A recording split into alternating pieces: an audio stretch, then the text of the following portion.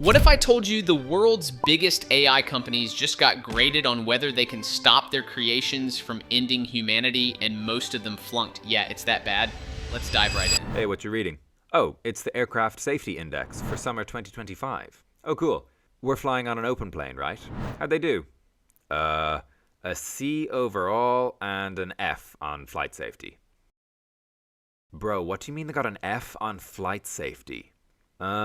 It says here they've lost most of their safety researchers and have no concrete plans for how to control the aircraft once it's in the air. How are they allowed to build planes then? Surely this is illegal. Well, they've been lobbying pretty hard against aircraft safety regulations, and they kind of have a point. I mean, we don't want to lose the aircraft manufacturing race with China. Okay, well, you have fun in the American-built flying sarcophagus by yourself, because I'm not getting on that plane. Oh, bro, no, you don't understand. Everyone is getting on that plane.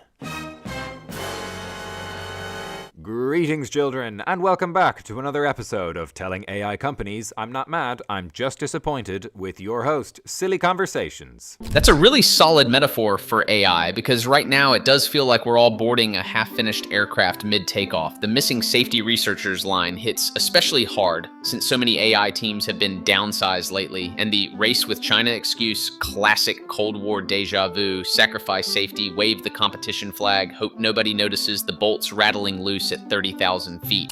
The AI Safety Index is a scorecard that rates how well AI companies are doing at preventing their AI systems from causing harm. It's put together by the non-profit Future of Life Institute and an independent panel of leading AI experts. The report examines things like how these companies treat whistleblowers, can their current models make it easier for terrorists to design weapons, and do they have a plan to control the unimaginably powerful super-intelligent AIs that they themselves claim they are only a few years away from building. Spoiler alert, they do not.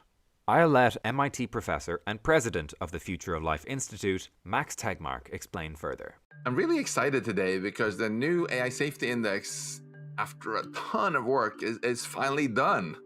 And the results are really exciting. We have these 7 companies who all have as a stated goal to build machines that can outthink us, humans, in every way, which would be the biggest change for humanity in its history.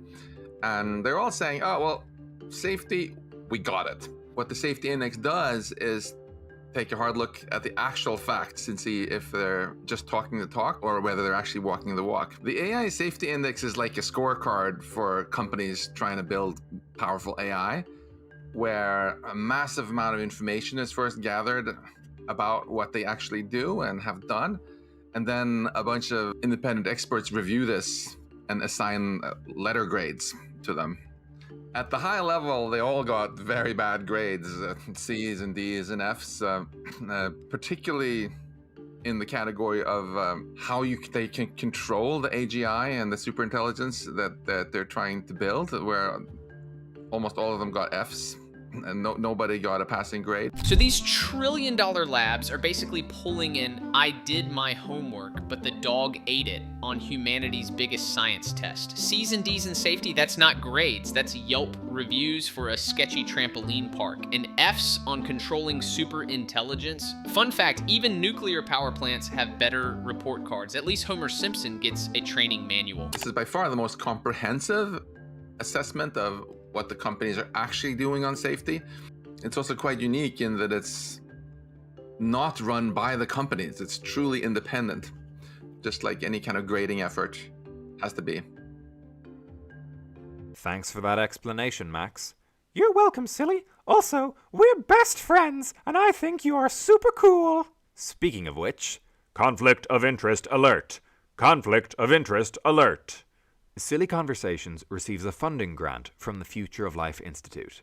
They're worried about AI, I'm worried about AI, so they support the channel financially. However, they don't control what I say in my videos, obviously, and they did not ask me to talk about the AI Safety Index.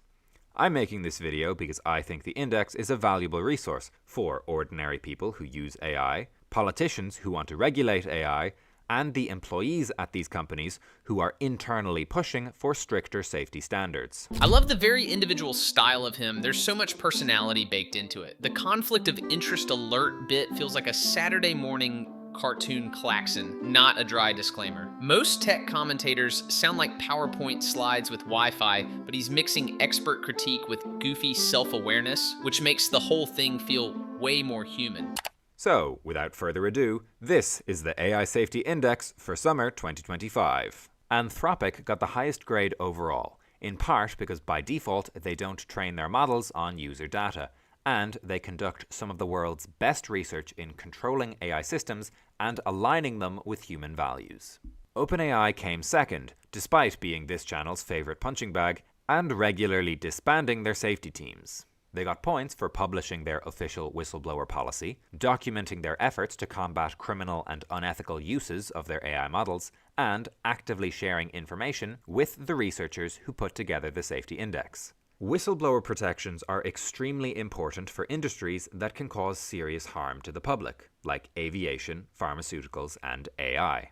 If an engineer inside Boeing is worried that their aircraft might fall out of the sky, we want them to be able to say that to journalists and law enforcement without the fear of getting sued or otherwise punished by their employer. OpenAI is actually the only one of these companies to have published a full whistleblower policy before this version of the safety index came out.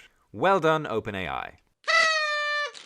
It almost makes me forget about how you used to make employees sign non-disclosure agreements that would prevent them from ever saying anything bad about OpenAI ever from now until the end of time. Anthropic topping the chart is like the quiet kid who secretly aces every exam. Nobody's shocked, but it's still impressive. And OpenAI snagging second, that's like giving your favorite troublemaker a gold star for finally doing their homework. The whistleblower policy bit is huge though. History shows disasters like Challenger or Chernobyl might have been prevented if insiders felt safe to speak up. Funny how AI needs the same safety nets as rocket fuel. And how you only reversed that policy after it became a public embarrassment. I think even you would acknowledge you have an incredible amount of power at this moment in time. Why should we trust you? You shouldn't. The Safety Index report notes that although Jipu.ai and DeepSeek both got failing grades overall, this is partly due to differences between Western and Chinese corporate culture. According to an anonymous source quoted by Reuters, the Chinese government has instructed DeepSeek not to engage with the media without prior approval. Chinese companies in general tend to be less keen on publicly sharing information and on self-governance than their Western counterparts. However, we don't need Chinese companies to voluntarily self-regulate to the same degree as American corporations, because unlike America, China already has some national regulations controlling the development of advanced AI. Of the 7 companies examined, only Anthropic, OpenAI, and Google tested the large-scale risks of their current models, like checking to see if these products make it easier for terrorists to develop biological, cyber, and chemical weapons. Man, it's kind of hilarious. Why should we trust you? You should! That's the kind of line that sounds confident until you remember every scam email ever also says, "Trust me." It's giving magicians flourish without the trick. In history, powerful institutions saying, "Just trust us," usually ends with lawsuits, inquiries, or, unsinkable ships meeting icebergs. Most importantly, all of these companies did badly on existential safety, a trend which one evaluator called deeply disturbing. These firms are trying to develop human-level AI, sometimes called AGI, in the next decade. But none of them have a concrete plan for actually controlling this technology once it exists.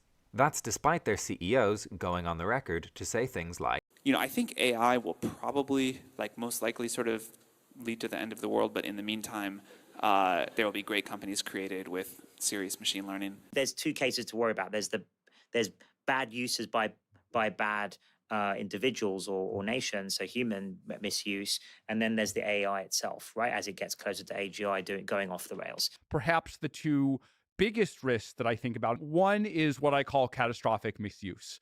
These are misuse of the models in domains like cyber, bio, radiological, nuclear, right? Things that could harm or even kill thousands, even millions of people if they really, really go wrong. And the second range of risks would be the autonomy risks. The danger of AI is much greater than the danger of nuclear warheads by a lot.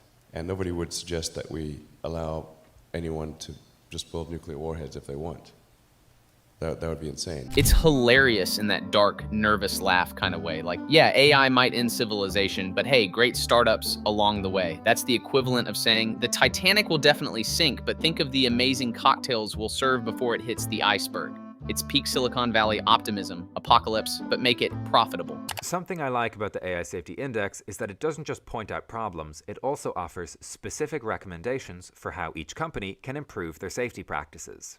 If you use generative AI and you want to be ethical about it, try to avoid using models made by companies who don't take your privacy or your safety seriously. You can use this scorecard as a kind of nutrition label for AI. Losing even a small fraction of their customers because of bad grades on the safety index could encourage these companies to voluntarily implement some basic safety testing and transparency rules. Obviously, it would be better for the government to regulate AI in the same way we regulate every other safety-critical industry. But, something race with China. If you think AI safety is important and you want YouTube to share this video around, consider subscribing to the channel. The algorithm loves engagement. You can also check out my other content here. I'm Siliconversations. Thanks for watching. See you all next time. Bye for now. It's kind of brilliant framing AI safety like a nutrition label, because honestly, a lot of these models feel like junk food for the brain. Addictive, tasty, but maybe not FDA approved. The idea that even a tiny customer shift could pressure trillion-dollar labs into better habits is both hopeful and hilarious, like giving broccoli 5 stars on Yelp to fight McDonald's. And of course, the old race with China line always shows up like that one kid who blames his dog for missing homework. Siliconversations did an amazing job with this video. The link is in the description. As for what's next, let's just say we'll be talking about something big, weird, and maybe a little unsettling. Stay nerdy.